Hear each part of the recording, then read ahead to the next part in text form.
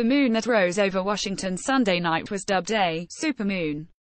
The term is applied to a moon that is seen as the moon makes its closest approach to Earth on a given orbit.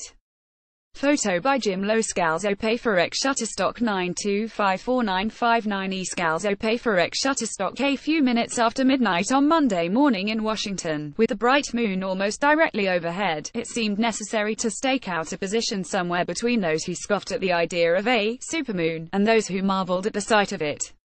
This was the first, last and only supermoon of 2017. Title is bestowed when the moon becomes at the time of its closest approach to Earth on a given orbit. When the moon is obviously brighter than when part of it lies in shadow. And it is not knowledge of astronomy so much as common sense that ordains that a moon that is closer to the Earth is a moon that is brighter. So when the brightness of a moon coincides with the brightness of a closer than usual moon, why not call it a supermoon?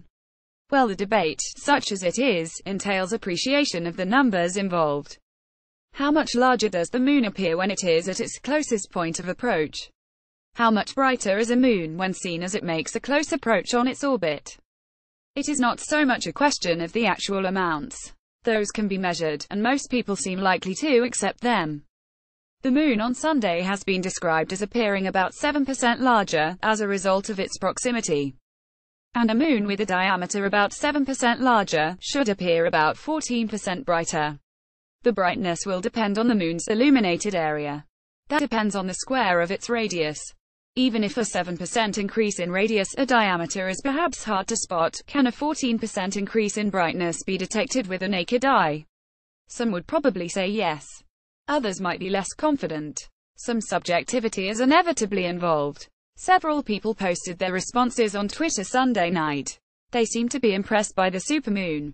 Perhaps this was at least in part because they had seen the moon relatively soon after it began to rise. The moon looks larger when lower. A tweet posted under the name Donna Claycomb Sokol seemed unequivocal. "Stop whatever you're doing," it read, "and please go outside to see the moon. It's magnificent." In another tweet, this one appearing under the name of Alana Alsop was clear and succinct in its appraisal of the lunar spectacle.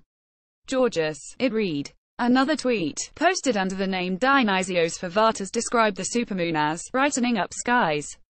In addition, the tweet indicated that the sight might have value beyond the merely aesthetic. "Something to distract us from all the political news," it read.